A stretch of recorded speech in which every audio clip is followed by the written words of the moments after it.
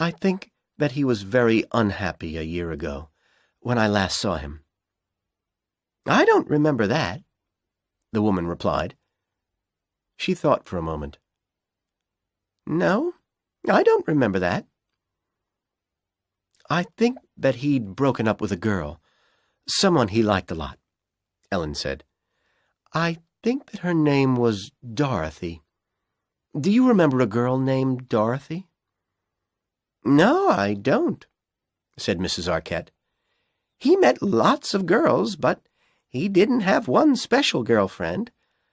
And I don't remember anyone named Dorothy." Suddenly, Ellen wanted to leave the house. She wasn't going to learn anything here. She stood up. "Well, I'll go now," she said. "Thank you for the coffee." "Aren't you going to wait for Gordon?" Mrs. Arquette said. "He'll be back in a few minutes." "In a few minutes? But you told me that he'd be out until late this evening," said Ellen. "You told me that when I phoned." As she spoke the words, she knew that she had said the wrong thing. "Was that you who phoned earlier?"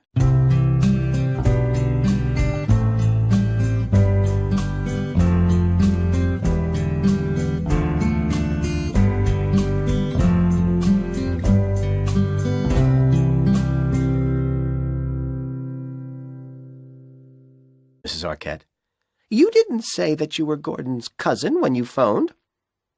Gordon gets lots of calls from girls who hear him on the radio. They all want to talk to him and meet him.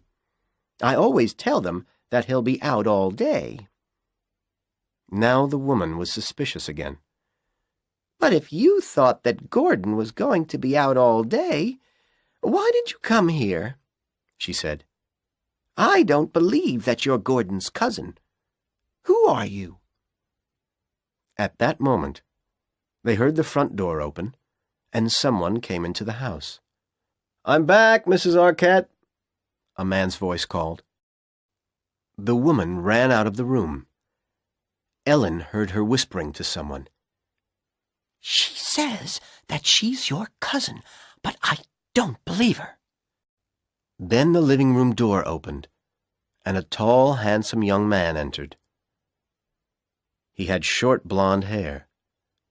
He looked at Ellen, and she looked at him.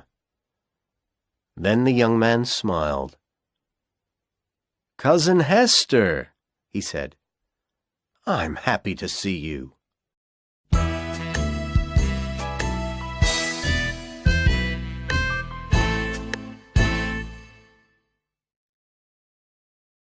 Chapter 3. The Detective.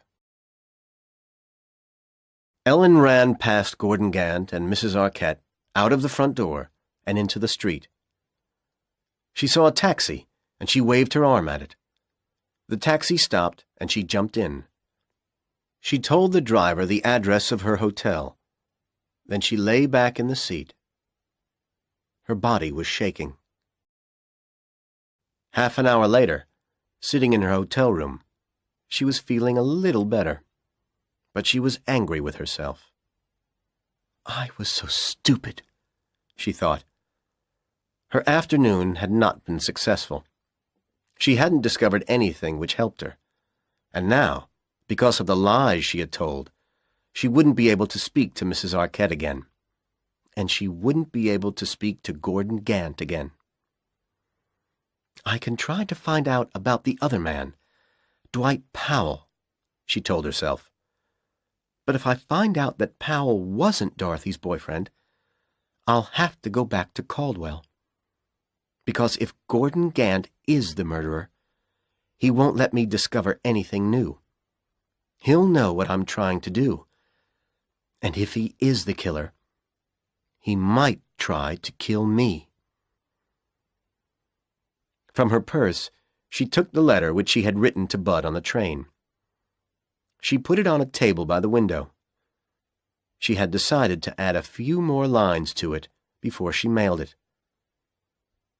At that moment, someone knocked on the door of her room. "Clean towels for you," said a high female voice.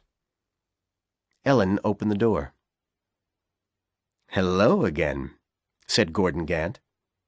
"I can pretend to be someone else, too."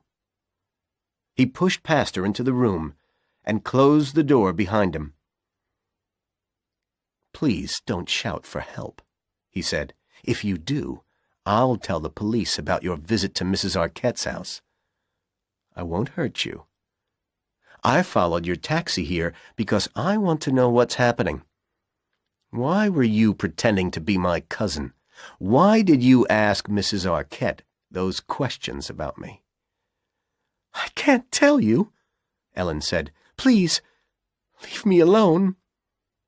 She was terrified. But as she spoke, Gant saw the letter on the table by the window. He picked it up, ran into the bathroom, and locked the door. Ellen started to cry. "Please don't read that letter," she said miserably through the door. "It's private." Gant didn't reply. 5 minutes later, he came out of the bathroom. He gave Ellen the letter. "I understand now," he said. "I'm sorry. Am I on your list of handsome blonde students?" "Yes," said Ellen quietly. "What's your name?" Gant asked her. "Please, tell me." "I'm Ellen Kingship," she replied. "Listen to me," Gant said. "I didn't know your sister. I saw her in English class. But until she died, I didn't know her name. I didn't kill her. There were other blonde men in that class, Ellen. But I'd like to help you. Will you let me help you?" He smiled at her. Ellen wanted to believe his words, but she had to be sure. The man who killed her sister must have been a good actor, because Dorothy had trusted him. Perhaps Gordon Gant was acting now. "No," she replied. "I can't let you help me." There was a book on the table next to the bed. Gant picked it up. "You don't trust me," he said. "But I swear on this Bible that I didn't kill your sister." "No, I don't trust you," Ellen said.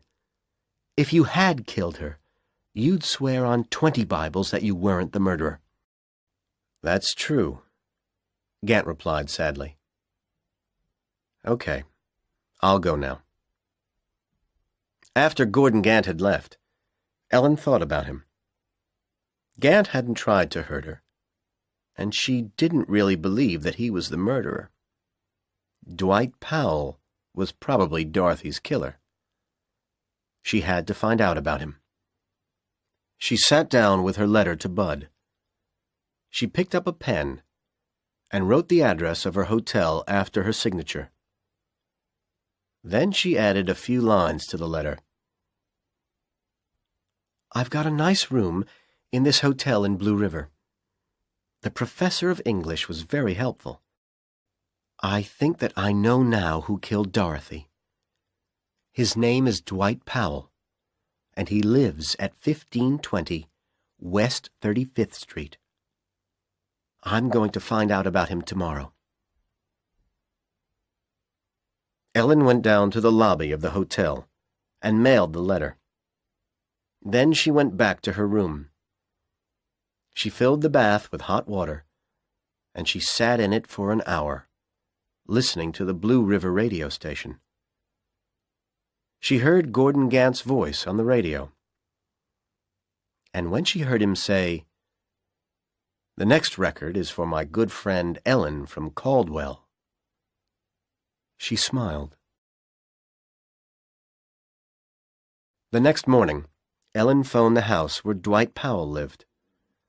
The owner of the house answered the phone. "Dwight is working this morning," the woman said when Ellen asked for Powell. "He has a job at Folger's coffee shop in the town center." Ellen made a decision. She was almost sure that Powell had been her sister's boyfriend. She would go to Folger's coffee shop and talk to Powell about Dorothy. If he didn't know that she was Dorothy's sister, he would have no reason to lie to her. 10 minutes later, Ellen walked into the coffee shop. It was clean and pleasant. Powell was working behind the counter. Ellen had seen his photo in his student file. She recognized him immediately. She sat down at the counter. "I'd like a coffee and a cheeseburger, please," she said. As she ate, Powell started to talk to her.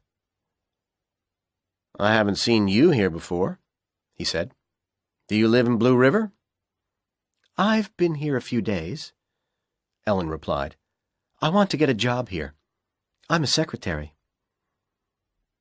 Powell seemed a pleasant, quiet young man. But Ellen remembered that Dorothy's killer was a good actor. They talked for 10 minutes about Powell's life as a student at Stoddard University.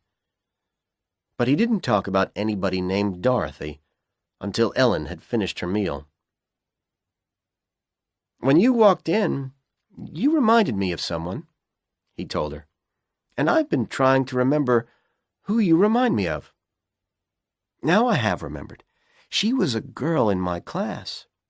Her name was Dorothy. She was a nice girl." He smiled sadly. As Ellen stood up to leave, Powell said, "Are you free this evening? Can I take you to a movie?" She thought for a moment. Maybe she could find out more about this young man. "Okay," she said. "I'd like that." He told her that he would come to the lobby of her hotel at 8 o'clock.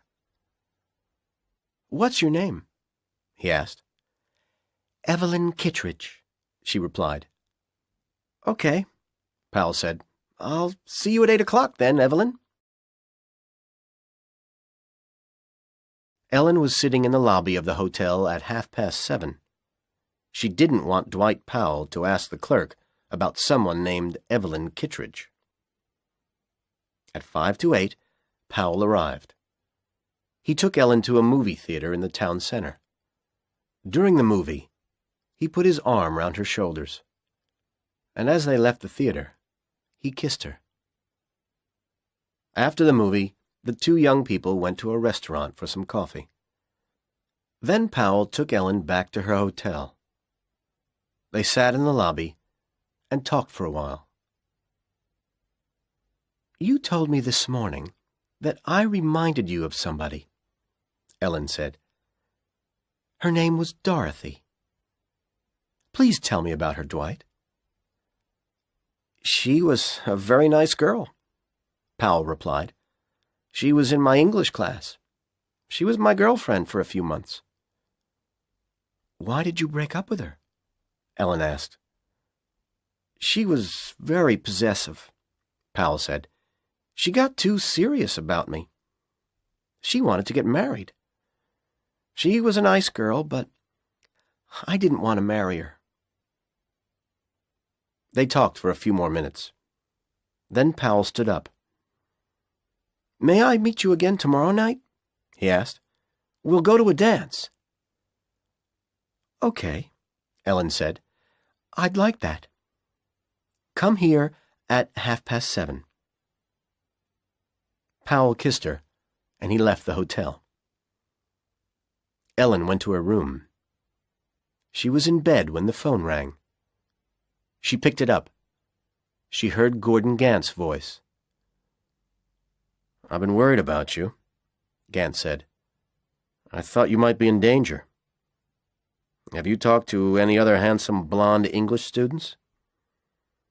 "Yes," Ellen replied. "I talked to Dwight Powell. He's a strange person. He talked about somebody named Dorothy. He said that she was his girlfriend for a short time. I'm sure that he was talking about my sister. I think that he killed her. He said that this girl wanted to get married, but he didn't want to marry her. Maybe that's why he killed her. Maybe you're right, Gant said. Are you going to meet him again? Yes, Ellen replied. I'm going to meet him again tomorrow evening. But don't worry about me. I'll be safe. He doesn't know who I am. I told him that my name was Evelyn Kittredge. Tomorrow I'll ask him some questions about Dorothy's death. Maybe he will tell me something that he couldn't have read in the newspapers. Then I'll be sure that he was the murderer. Please be careful, Ellen, Gant said. Okay, I'll be careful, Ellen said. Thank you for playing a record for me. Good night.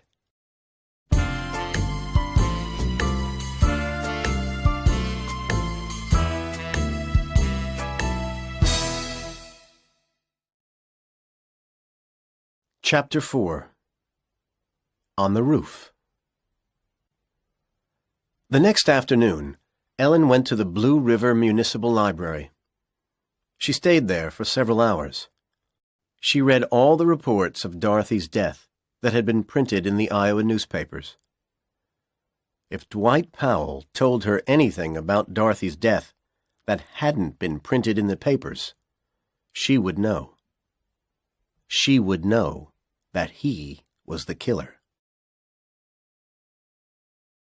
That evening, Ellen was again waiting in the lobby of the hotel when Dwight Powell arrived.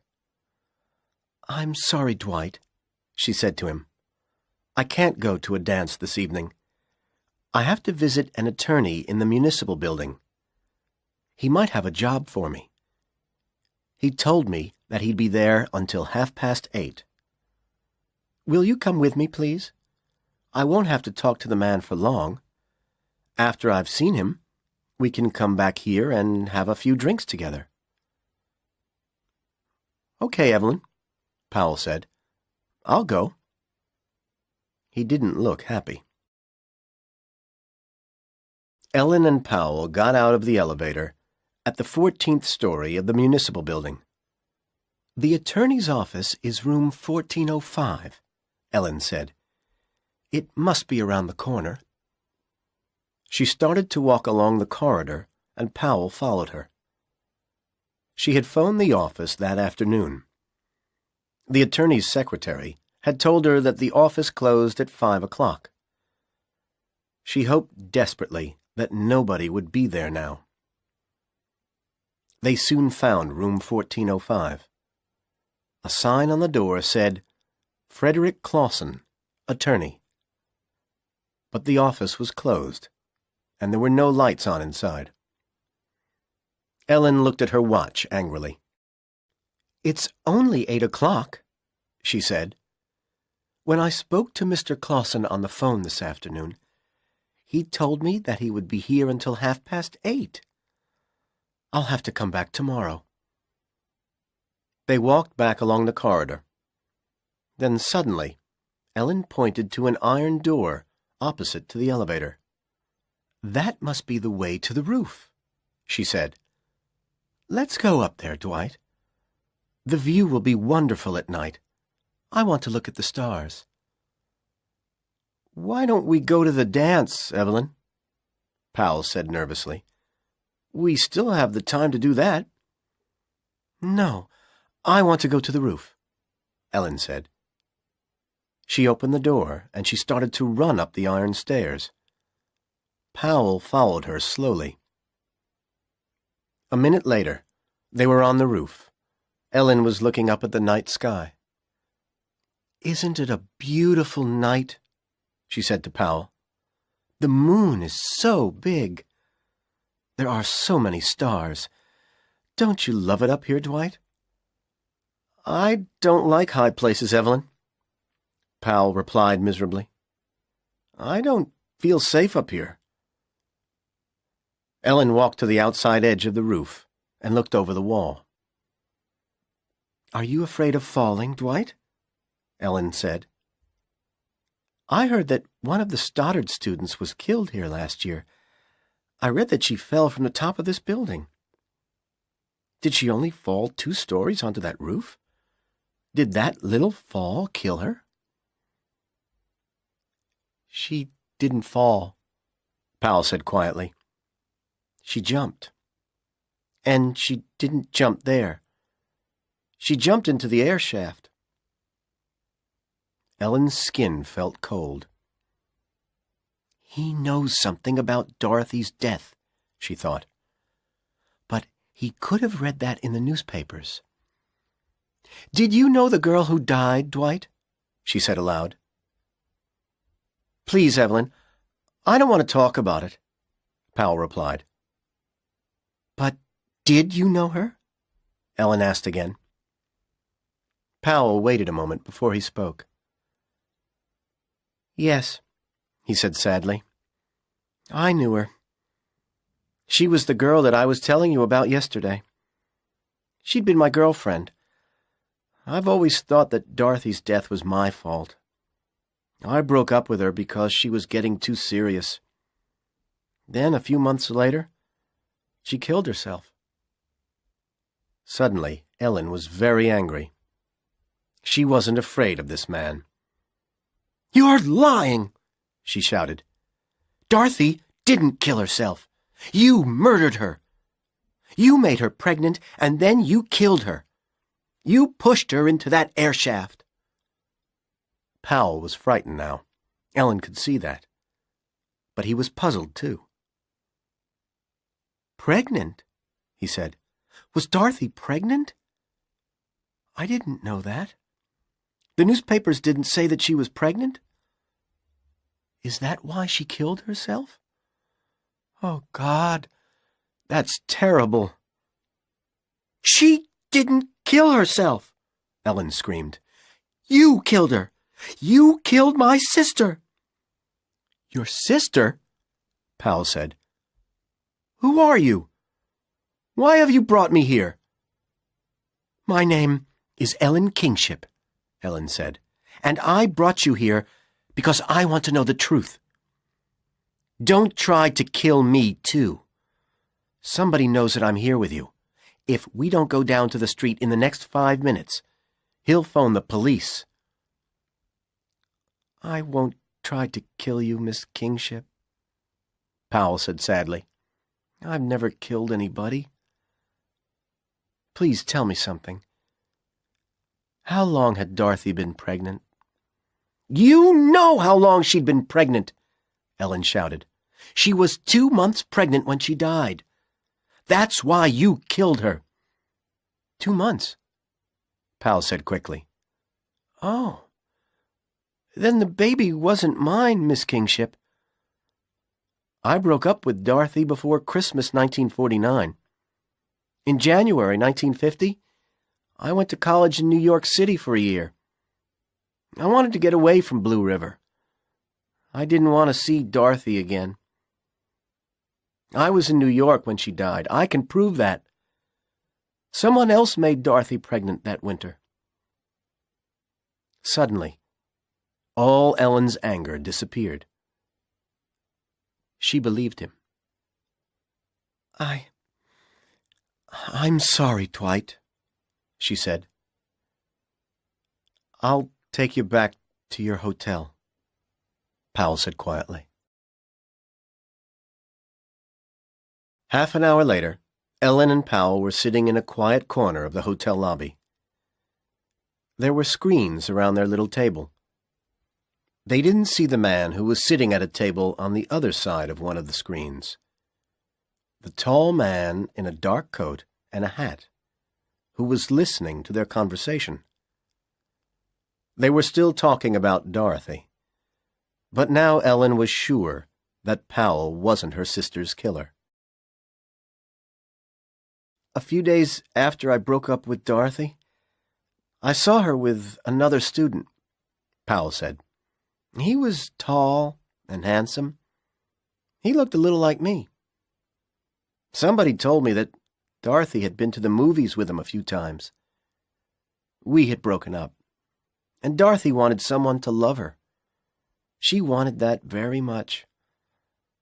I wasn't surprised that she found someone else so quickly. Who was he, Dwight? Ellen asked.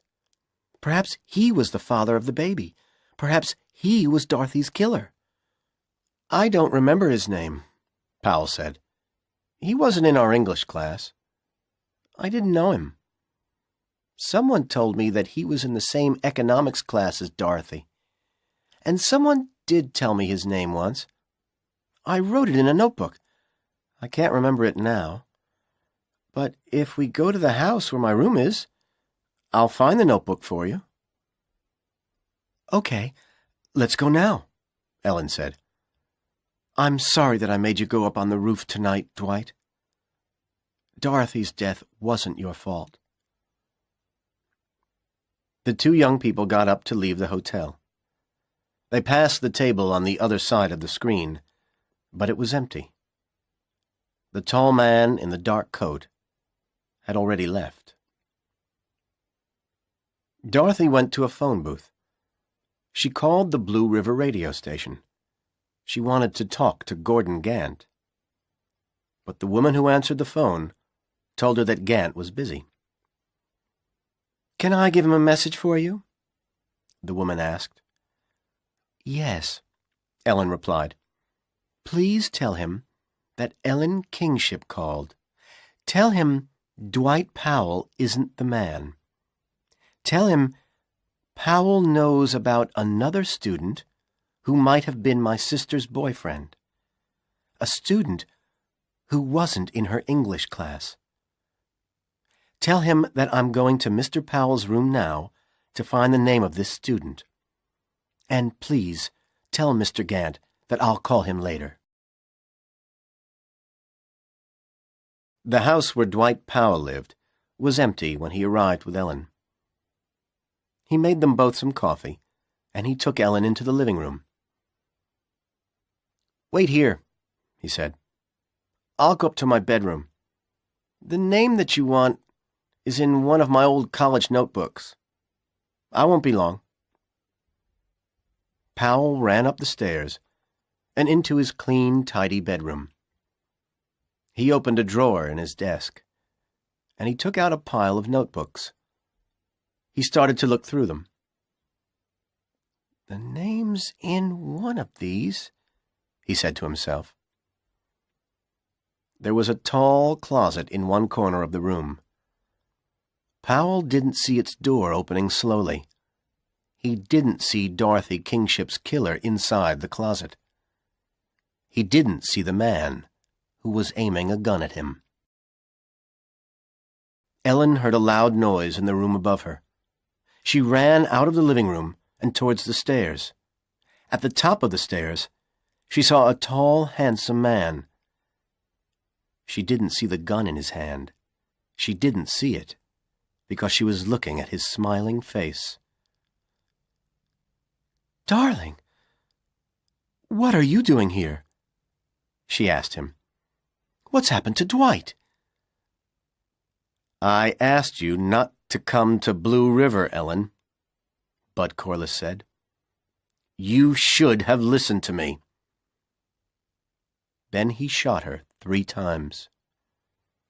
The third shot ended her scream of terror.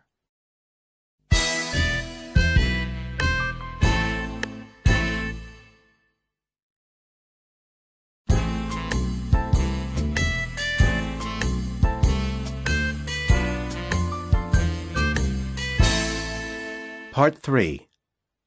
Marion. Chapter 1. New York City.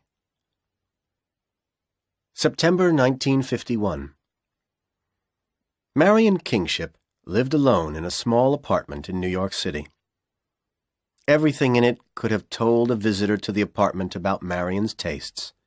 Her taste in books, her taste in pictures, and her taste in music. But the only visitor who ever went to the apartment was Marion's father. He didn't go there often. And Leo Kingship wasn't interested in his daughter's tastes. Marion had never really liked her father. She was 10 years old when her parents divorced. Marion had been very upset about it. Ellen was only 6 then, and Dorothy 5. The younger girls hadn't really understood why their mother had left them. But Marion had known. She'd decided then that her father was a cruel, cold man. And her mother's death, soon after the divorce, had increased Marion's dislike of him. Marion had lived with her father and her sisters at Leo's beautiful house in New York City until she finished college. She had been a student at Columbia University in New York. After college, she moved to the small apartment where she now lived. Marion had always wanted to work in an advertising agency. When she left college, her father had tried to make her work for the agency which looked after his company's advertising. He told the director of the agency to give his daughter a job. But Marion had never wanted her father's help. She found a job with a much smaller advertising agency. She didn't earn much money there, but she liked the job, and she was happy. After she moved into her own apartment, Marion visited her father's house for dinner one evening a week. They were always polite, but they didn't really like each other. Soon after Marion left Columbia University, Ellen went to Wisconsin to study at Caldwell College. And a year later, Dorothy went to Iowa to study at Stoddard University. So Marion and her father were usually alone together for these weekly dinners. Nothing had changed between them after Dorothy's death. Leo was angry because Dorothy had been pregnant, and he was angry because she had killed herself. He had paid people to keep the news of the pregnancy out of the newspapers. Then he tried to forget about his youngest daughter. After Ellen's murder, Leo did try to be kinder towards Marion, and she felt sorry for her father. Now she went to his house 3 evenings a week, instead of 1. She tried to like him more, but she was always suspicious when Leo tried to be kind. She didn't really trust him. Marion Kingship didn't really love anybody, but she had her apartment, and she loved that. Every Saturday she spent the day cleaning it, and she often dreamed that one day a good, kind man would visit her there, someone who would love her and take care of her. Will he ever come? She often asked herself. One Saturday morning in September, Marion was cleaning her apartment. She was cleaning a table, and she was looking up at her copy of Charles Demuth's painting, My Egypt, which hung on the wall above it. Demuth was her favorite painter, and My Egypt was her favorite painting. The phone rang. Marion answered it. "Hello," she said. "Hello," said a man's voice, which Marion did not recognize. "Are you Marion Kingship?" "Yes," Marion answered. "Who are you, please?" "My name's Burton Corliss. Bud Corliss," the man replied. "I knew your sister, Ellen." "Yes, Ellen told me about you, Mr. Corliss," Marion said. Marion remembered Ellen's excitement when she had spoken about this man at Christmas. "I love him so much, Marion," her sister had said. "He's so good and kind." "I'd like to meet you, Miss Kingship," Bud Corliss said gently. "I have a book which belonged to Ellen. She lent it to me a week before her death. I'd like to give it to you. May I bring it to your apartment?" Marion thought quickly. This man wanted to give her something which had belonged to her sister. That was kind of him. But she didn't want him to come to her apartment, The apartment was waiting for the special man who would visit her one day. "I'm sorry, Mr. Corliss. I have to go out soon," she lied. "Perhaps I could meet you this afternoon. I'm going shopping on Fifth Avenue. I could meet you in that area at 3 o'clock. "Good," replied the young man. "I'll wait for you by the statue outside Rockefeller Center. Then we'll have a drink together. Goodbye, Miss Kingship." "Goodbye," Marion said. She put down the phone.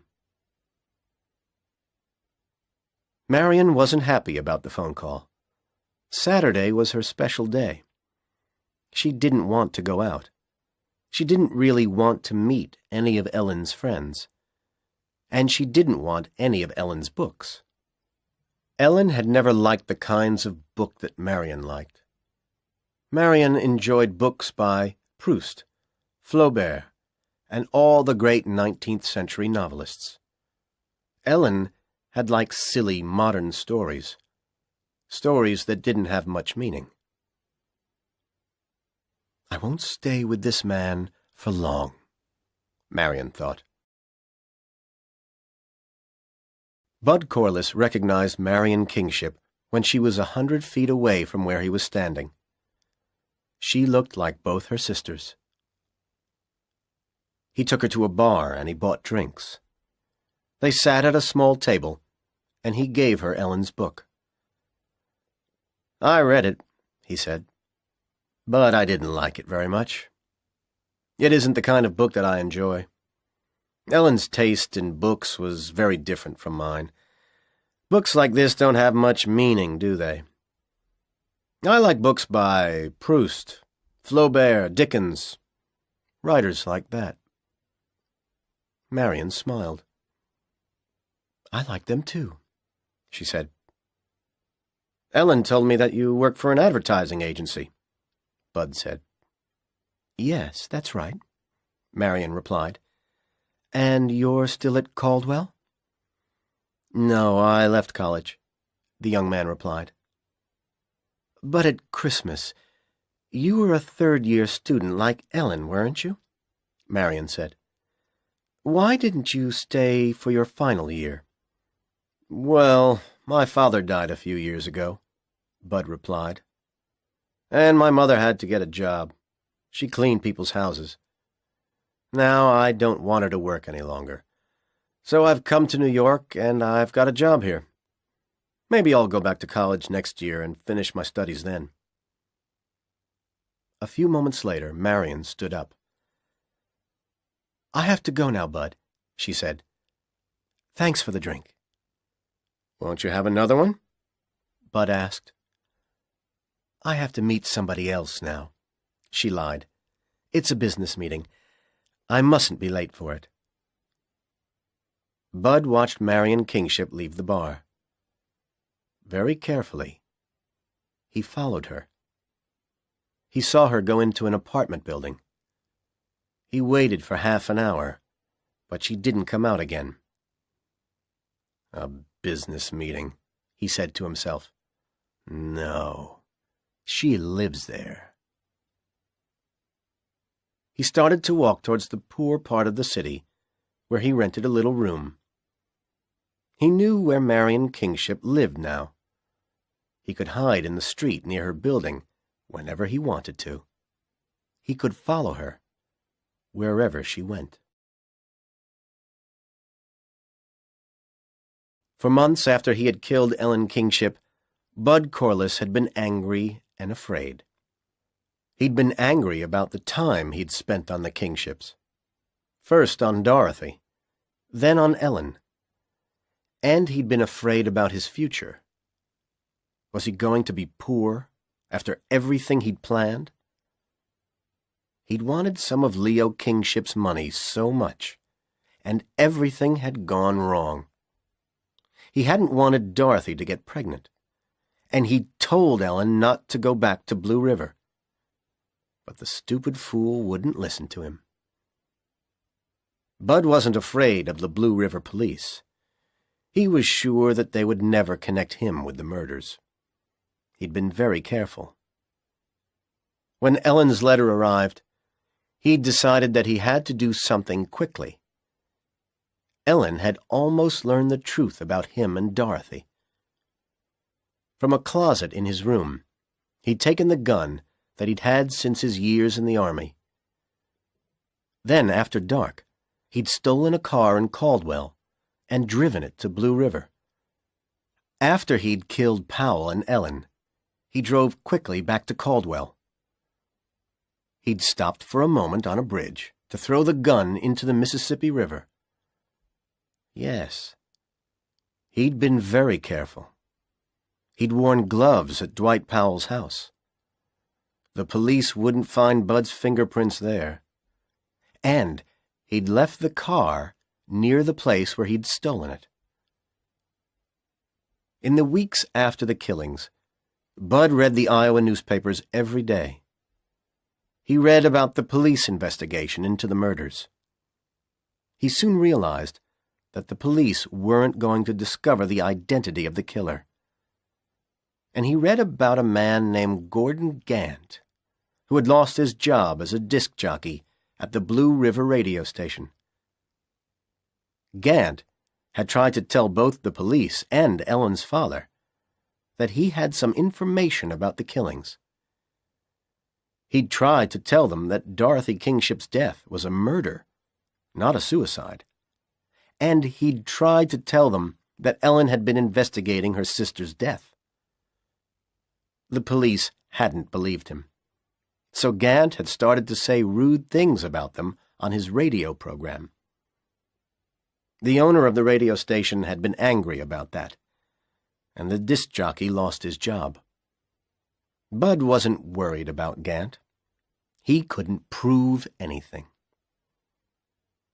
But when the college term finished in June, Bud went unhappily back to his mother's house in Manasset. That summer, he argued with his mother every day. He was rude and angry all the time. Then one night, he had an idea. Perhaps the time he'd spent on Dorothy and Ellen had been useful.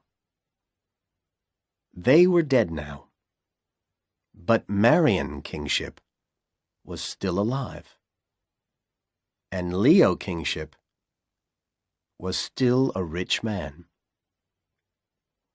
Bud knew a lot about Marion Kingship. Dorothy had talked about her, and Ellen had talked about her. He'd spent hours listening to both of them, talking about their family. Marion was very different from her sisters. He knew that. She liked serious novels and classical music. She liked the paintings of artists whose names he had never heard before. Bud had taken a piece of paper and written on it all the things that he knew about Marion Kingship. Marion Kingship. She likes books. Proust, Flaubert, Dickens, etc. Plays. Bernard Shaw, Tennessee Williams. Music. Stravinsky, Bartók. Painters. Renoir, Van Gogh, Hopper. Her favorite painter is Charles Demuth. Check spelling. Is it Demeuth? Food. She likes Italian and Armenian food best. Things to do. Read books on painters. Read Proust, Shaw, and Flaubert. Find out about Italian and Armenian restaurants in New York. After he had written the list, Bud put it in the small metal strongbox where he kept his most private things. His brochures from Kingship Copper Incorporated were in it, too, He locked the box and hid it in a closet in his bedroom. The next day, Bud told his mother that he was not going to return to Caldwell College in September. "I want to go to New York," he'd said. "I'll get a job there. I've had a really good idea. I can't tell you about it yet. It's a secret." His mother had smiled at him. "You always have wonderful ideas, Bud," she'd said. On the Sunday afternoon after her first meeting with Bud Corliss, Marian Kingship was sitting in one of the big, bright rooms in the New York Museum of Modern Art. She often came to the museum on Sundays. It was her favorite place in the city. She was looking at some large statues when she heard a noise behind her. "Hello again, Marian," said Bud Corliss. "I didn't expect to see you here." Bud was lying. He had expected to see Marian there. He had been waiting near her apartment building when she came out, and he had followed her to the museum. "I love this museum," Bud went on. "I often come here." This was a lie, too. Bud had been there only once before. He'd found the rooms which contained paintings by the modern artists that Marian liked most. "I come often, too," Marian said. She smiled at the young man. "I always wanted Ellen to be interested in art," Bud said. "But she never wanted to go to museums or look at paintings. Ellen was a very sweet girl, but her tastes were so different from mine. I liked her very much, but I don't think that we would have stayed together after college." He looked sad for a moment. Then he smiled. "Let's look at the paintings together," he said. "I love American paintings. My favorite artist is an American. His name is Charles Demuth. Do you know his work, Marian?" Several hours later, as the two young people left the museum together, Bud held Marian's hand for a moment. "I'd like to take you to a restaurant for dinner tonight," he said. "There's a wonderful Armenian restaurant, not far from here. Do you like Armenian food, Marian?"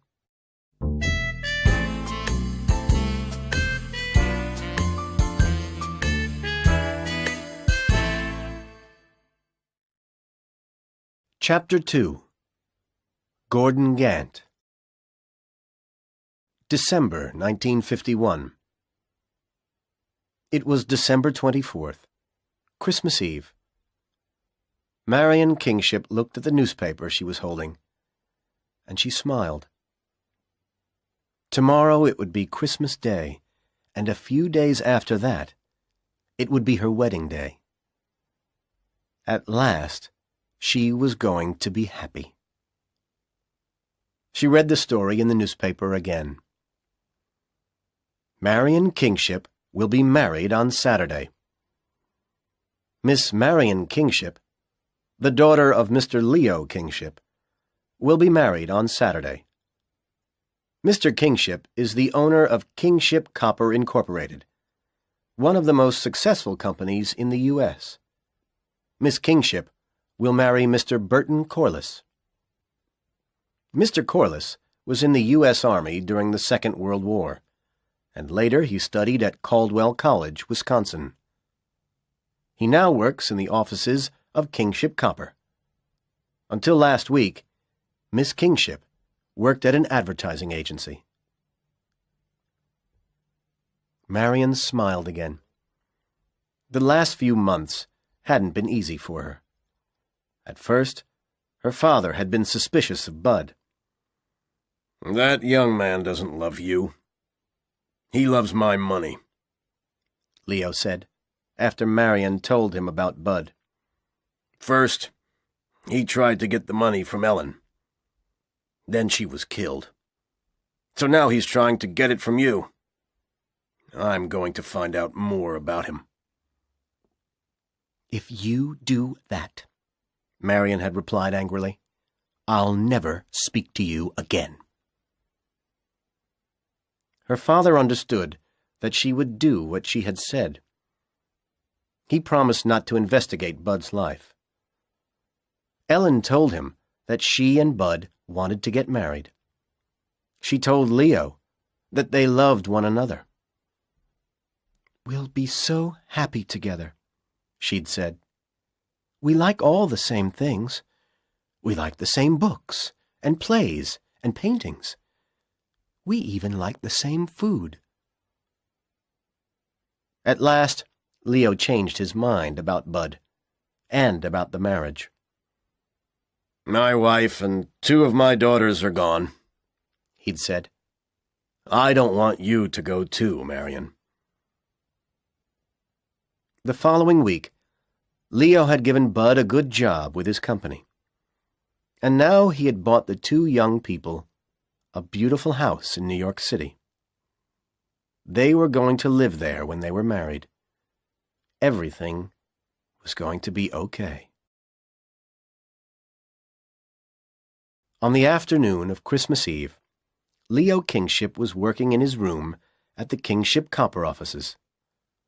The phone on Leo's desk rang, and he answered it.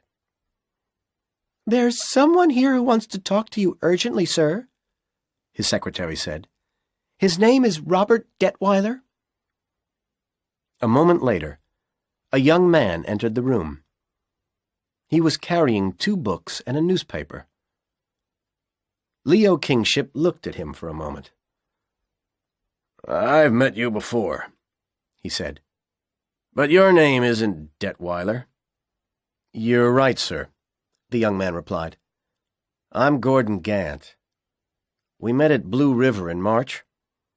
I thought that you would refuse to see me today if I'd told your secretary my real name. I came because I read a story in the newspaper this morning. A story about your daughter's wedding. There's something that I must tell you, sir. Mr. Gant, Leo said, please think carefully before you speak. In March, you told me and my daughter Marion about your meeting with Ellen. You told us that my daughter Dorothy had been murdered. You told us Ellen's idea about the old, new, borrowed and blue things which Dorothy had been wearing. But the police said that Dorothy killed herself, and you couldn't prove that somebody else had killed her. I believe that your reasons for telling us about Ellen's ideas were good reasons, honest reasons, Leo went on. But the things that you told Marion and me upset us very much. Please don't tell us the same things again now.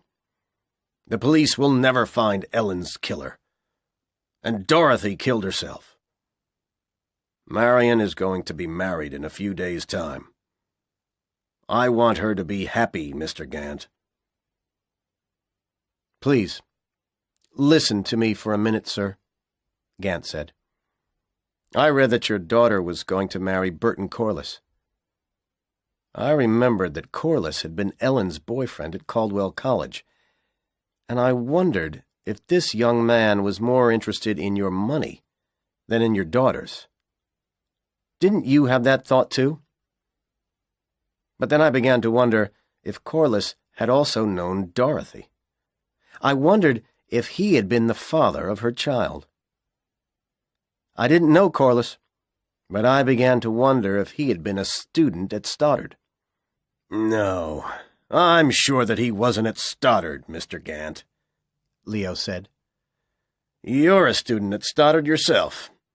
You were a second-year student at the same time as Dorothy. You told me that in March. If Corliss had been at Stoddard too, you would have known him. That's not true, sir, Gant replied. Stoddard is a very big university. There are more than 12,000 students there. Nobody can know all the other students. Ellen thought that I knew Dorothy because we were in the same English class. She was wrong. It was a very big class, and I never spoke to Dorothy. But I told you something important in March. On the evening Ellen died, she left a message for me. The message said that Dorothy's last boyfriend wasn't in the English class. And this morning, Gant went on, I remembered something that I read in Ellen's letter to Corliss. She said that she had first met him in the fall of 1950 at Caldwell. But Caldwell is a very small college, sir. There are only about 800 students at Caldwell. All the students there know each other. Corliss and Ellen were both third-year students there. But they only met at the beginning of their third year. So Corliss must have come to Caldwell from another college that fall. That's why Ellen didn't meet him earlier. This is what I think happened, Gant went on. Burton Corliss was at Stoddard. He became Dorothy's boyfriend because she was your daughter. He wanted to marry a rich girl. When she became pregnant, he thought that you would be angry. He thought that you would stop giving Dorothy money. So he killed her. Then he moved to Caldwell because he still wanted your money, and he became Ellen's boyfriend. When Ellen discovered that Dorothy had been murdered, Corliss killed her too. And he killed a young man who was helping her. And now Corliss has come to New York. Now he'll get your money by marrying Marion. You can't prove any of this, Leo said angrily. Why are you telling me about it now? I only met Ellen for a few minutes, sir, Gant replied gently. But I liked her very much. I believe that people should know the truth about her death. And I think that Ellen's killer should be punished. And I can prove that Corliss was a student at Stoddard, he went on. When I remembered the words in Ellen's letter, I started to investigate. He opened one of the books that he was carrying. This is the Stoddard University Yearbook for 1949 to 1950. And here is a picture of Mr. Corliss and a list of his classes. He pointed at the page. He wasn't in Dorothy's English class, but he was in her philosophy and economics classes. And they were very small classes. He must have known her. Gant opened the other book.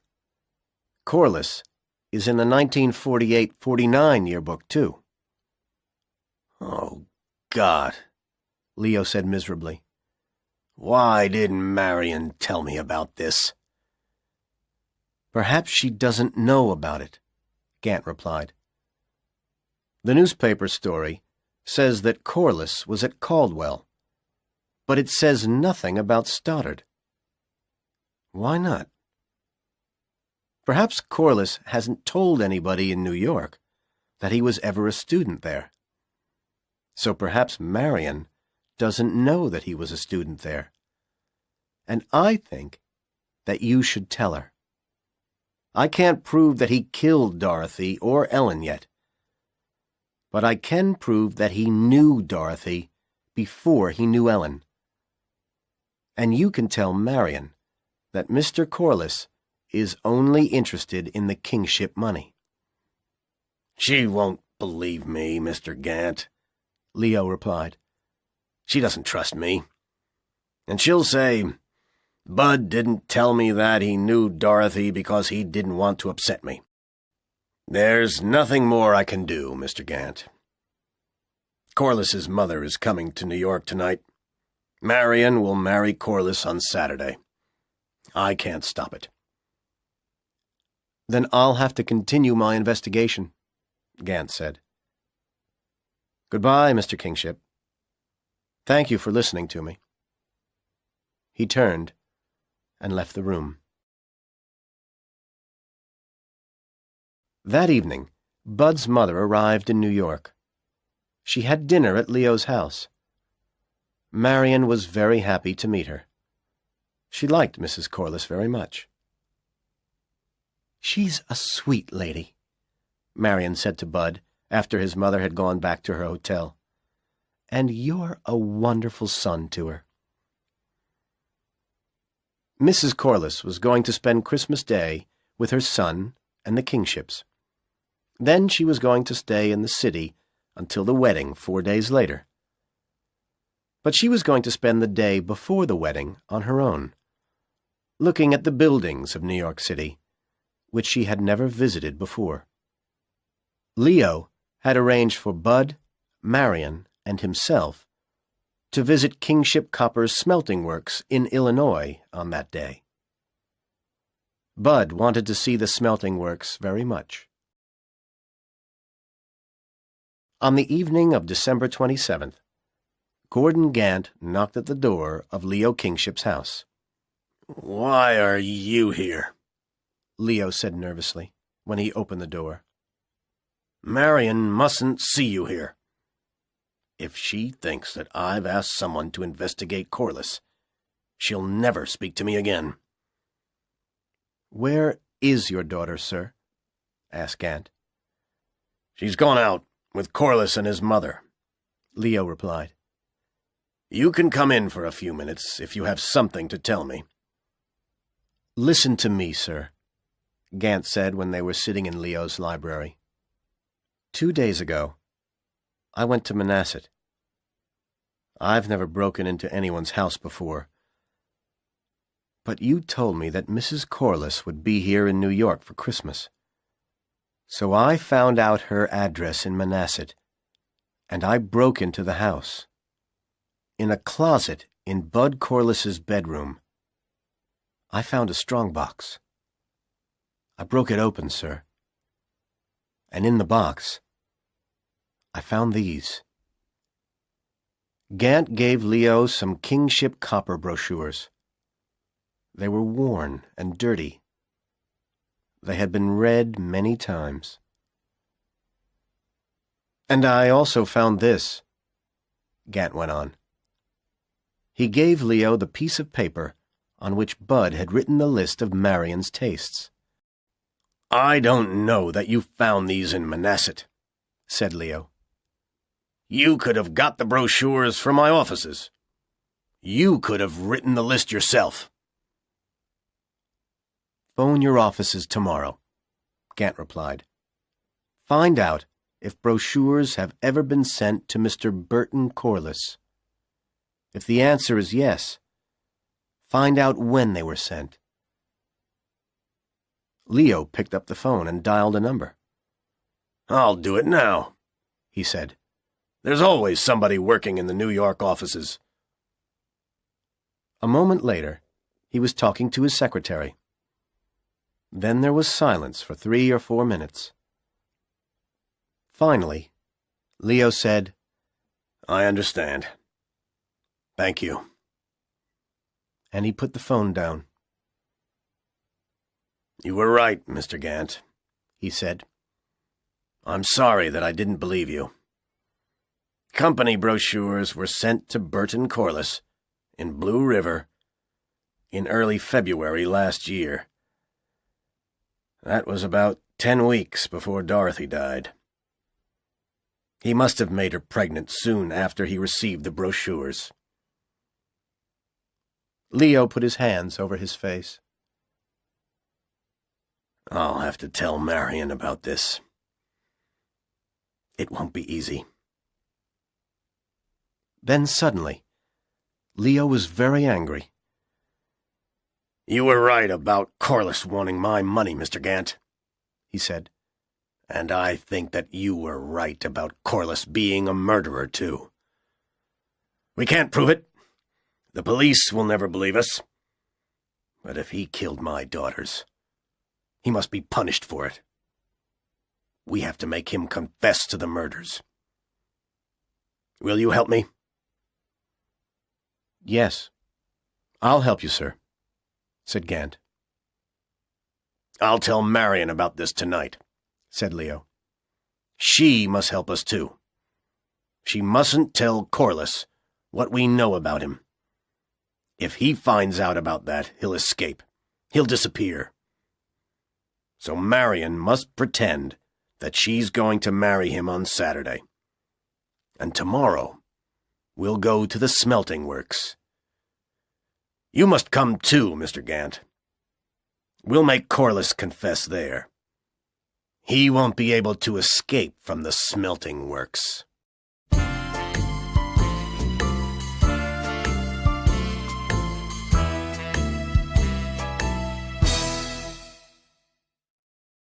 Chapter 3. The Smelting Works. Bud Corliss was looking out of one of the windows of Kingship Copper's small aircraft. He was feeling wonderful. The sun was shining in the clear blue sky, and now the little plane was descending towards the ground. Far ahead, Bud could see the great Kingship smelting works. Huge clouds of smoke were rising from the roofs of the tall buildings. Dark railroad tracks ran across the shining white snow towards the works. It was all so beautiful. Bud felt that this was the best day of his life. Leo and Marion were in the plane with him, and there was a young man called Detweiler, too. Leo had told Bud that Detweiler's father was one of the directors of the company. Soon, the plane landed in a field near the smelting works. Leo, Marion, Detweiler, and Bud were met by the manager of the works. They all had lunch together in the manager's office. Then the manager took Bud and Marion into a room where there were some large photographs. The photographs showed the different processes which were used to make pure copper. The manager talked about this for over an hour. Bud was very interested. He had never been so interested in anything in all his life. "Leo isn't a young man," he said to himself.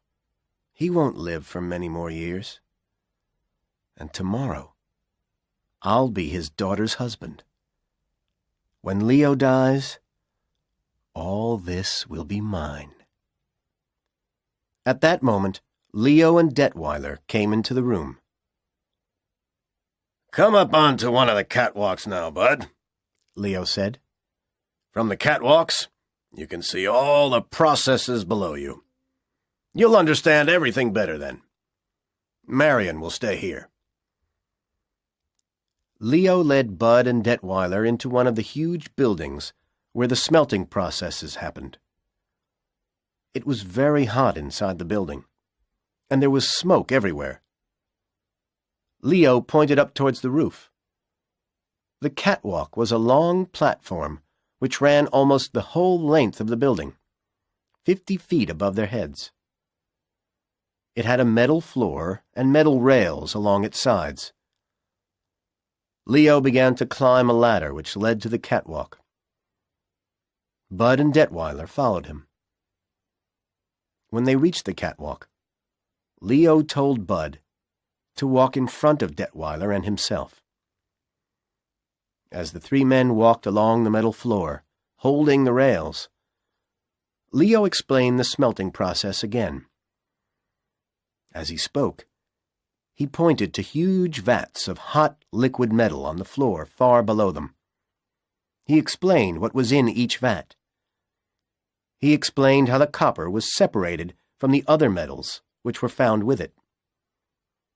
Bud asked lots of questions, and Leo answered them. "The catwalk ends over the last vat," Leo said. "The copper in that vat is pure." A moment later, they reached the end of the catwalk. Bud looked down. Far below him, he saw the huge vat of pure liquid copper. Terrible heat and green smoke were rising from the liquid metal. There was no rail at the end of the catwalk, only an iron chain. "Do you have any more questions, Bud?" Leo asked. Bud turned towards the two other men. "No," he replied. Suddenly, he wondered why Leo and Detweiler were looking so cold and angry. "Then I have a question for you," said Leo. "How did you make Dorothy write that suicide note?" For a moment, Bud couldn't speak. They knew. But what did they know? And how did they know it? "I don't understand you, Leo," he said. "I never knew Dorothy. I never met her. I knew Ellen. You know that. But Dorothy was dead when I met Ellen." "We don't believe you, Corliss," Gant said. "We know that you were a student at Stoddard. We know that you were in 2 of Dorothy's classes. And we know that you killed her." "Who are you, Detweiler?" Bud said. "Why are you here?" "I'm here because I knew Ellen," Gant replied.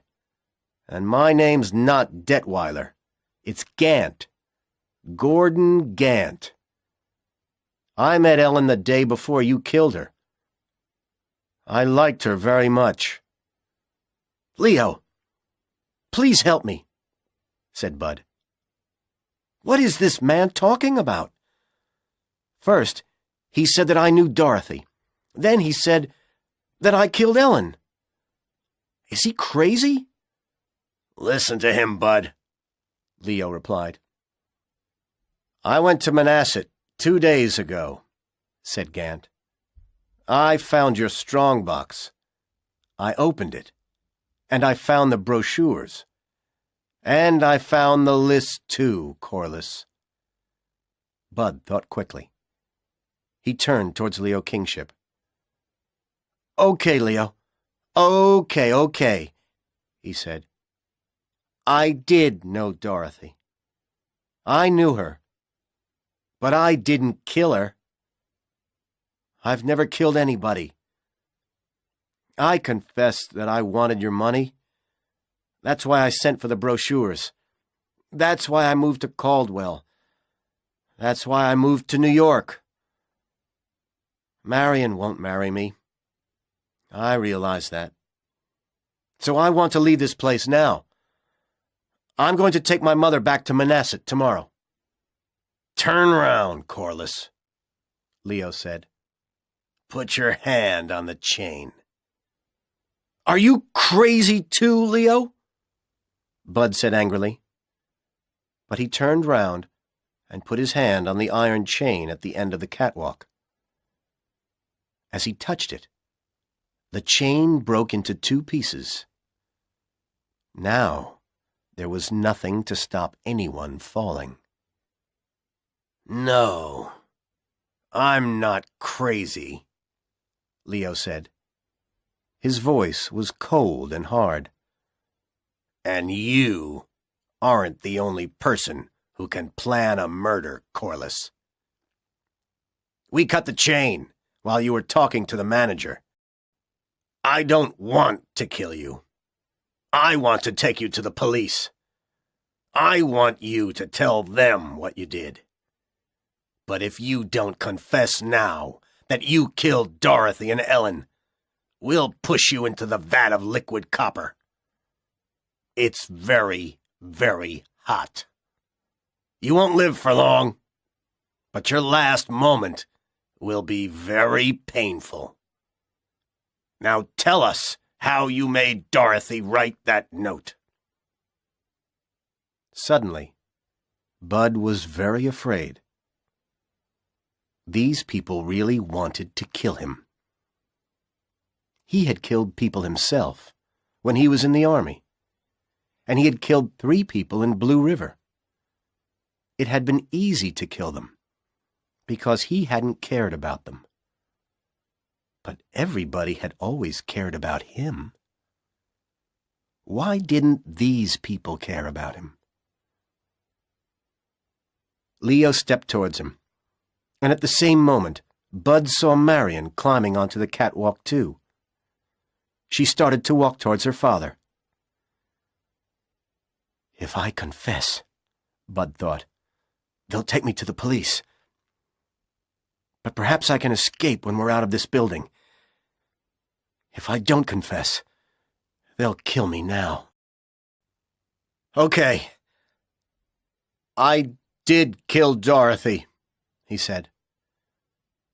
The note was a translation from a Spanish book. I asked her to write it. I killed her. And I killed Ellen, too. He was very afraid, and suddenly he could think only of his fear. It was Ellen's fault, he shouted. I told her not to go to Blue River. I had to kill her. And I didn't want Dorothy to get pregnant. Everything was their fault. Women are so stupid. At that moment, Marion pushed past her father and moved towards Bud. The frightened young man turned away from her, and his foot slipped on the metal floor. He started to fall from the end of the catwalk. As he fell towards the terrible vat of liquid copper, he heard a scream. It reminded him of Dorothy's scream as she fell into the air shaft. It reminded him of Ellen's scream before his 3rd bullet killed her. And he realized that the scream was coming from his own mouth.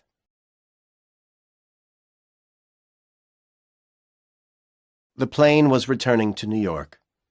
Marion was crying quietly. We weren't really going to kill him, Marion, Gordon Gant said.